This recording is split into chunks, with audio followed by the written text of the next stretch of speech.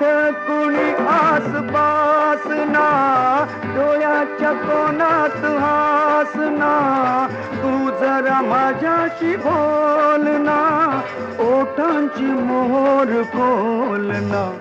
तू लगबग जाता मग वळून पाहता, वाट पावलात अडकळली, जशी मावळत्या उन्हात केवड्याच्या बनात नागिण सळसळली.